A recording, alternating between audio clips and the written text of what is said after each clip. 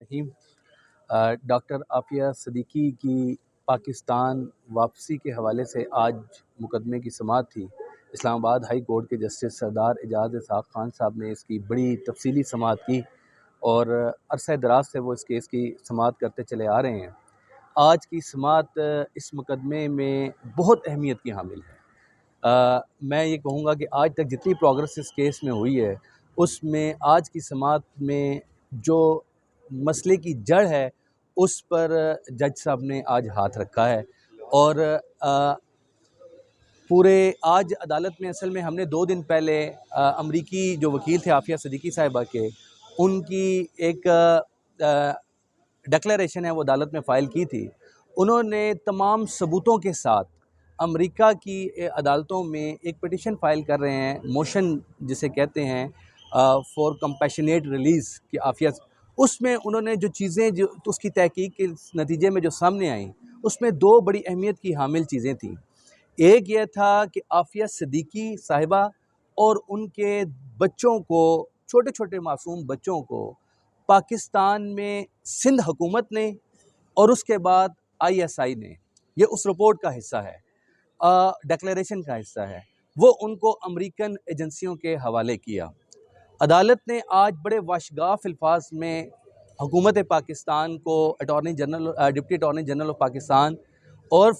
Ministry of foreign affairs کے جو نمائندے آج عدالت میں موجود تھے، انہوں نے یہ بات تو عدالت نے صاف صاف ان کو بتا دی ہے کہ بھائی ایک بات تو آپ ذہن میں رکھیں کہ میرے سامنے اب ایک ڈکلیریشن آیا ہے جس میں یہ چیز بیان کی گئی ہے، اس لیے ایسا نہیں ہو سکتا، یہ جج صاحب کے الفاظ ہیں کہ ایسا نہیں ہو سکتا کہ میں اپنی آنکھیں بند کر لوں اس سے۔ میرے منصب کا یہ تقاضا یہ ہے کہ جب میرے سامنے یہ چیز آئی ہے تو میں اس کی مکمل تحقیقات اور انکوائری کرواؤں، اور انکوائری کے لیے انہوں نے 2 سوالات حکومت پاکستان سے پوچھ لیے ہیں اور انہوں نے کہا کیا یہ پرسوں آئیں جمعے والے دن، اور اس بارے میں عدالت کو وضاحت کریں کہ کیا عدالت اس پر انکوائری کا آغاز کرے کہ نہ کرے، نمبر 1، اور وہ میں کیوں نہ DGISI سے یہ اوپینین مانگوں، یہ عدالت کے الفاظ ہیں، رپورٹ طلب کروں، DGISI سے میں رپورٹ مانگوں اس بات کی کہ عافیہ صدیقی 2 باتیں وہ عدالت کو آ کر بتائیں، اپنی رپورٹ میں واضح کریں۔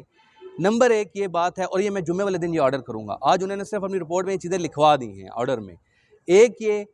کہ کیا وہ سفیشینٹ ایویڈنس تھی، وہ بنیادی طور پر آپ کے پاس وہ کیا شواہد تھے، وہ ایویڈنس کیا تھی، ثبوت کیا تھے کہ جن کی بنیاد پر آپ نے یہ فیصلہ کیا کہ عافیہ صدیقی کو اغوا کر لیا جائے، ایبڈکٹ کر لیا جائے،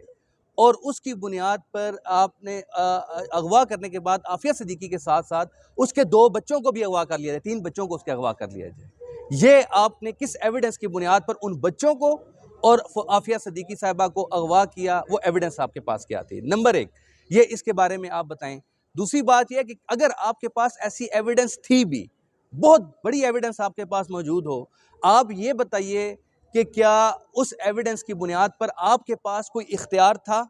آپ کے پاس کوئی قانونی جواز تھا کہ آپ عافیہ صدیقی اور اس کے معصوم بچوں کو ایک دوسرے ملک کی ایجنسیوں کے حوالے کر سکیں؟ یہ 2 سوالیں ہیں۔ انہوں نے کہا اس کے جو کلپریٹس ہیں، اس کے جو مجرم ہیں، اگر یہ کوئی جرم ہے، جب عدالت کے سامنے رپورٹ آئے گی اور اس کی روشنی میں، تو اس پر انکوائری کرنا جو ہے وہ عدالت کے فرائض منصبی میں شامل ہے اس رپورٹ کی موجودگی میں۔ سب سے پہلی بات تو عدالت نے اس پر تفصیل میں آج اس پر بات ہوئی ہے۔ دوسری، اور انہوں نے یہ لفظ کہا ہے، انہوں نے کہا I can't just let it go، ایسا نہیں ہو سکتا کہ میں اس کو جانے دے دوں، ٹھیک ہے، I have to do something for it۔ دوسری انہوں نے یہ بات عدالت کے سامنے تھی کہ آپ نے جو پچھلی دفعہ ہم نے عدالت نے ان کو ٹائم دیا تھا کہ آپ 4 ہفتے کا ٹائم دیا تھا، اور 6 مہینے سے یہ چیز چلی آ رہی ہے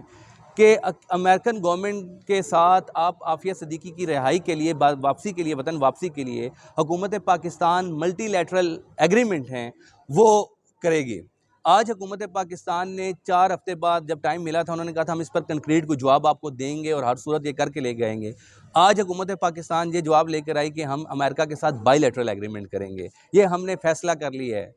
لیکن حیرت کی بات تھی، عدالت نے کہا آپ نے یہ فیصلہ کر لیا بائی لیٹرل ایگریمنٹ کرنے کا، لیکن جب آپ فیصلہ کرتے ہیں تو کیا یہ یونی لیٹرل آپ نے خود ہی بیٹھ کے فیصلہ کر لیا یا امریکہ والوں سے بات بھی کی ہے آپ نے؟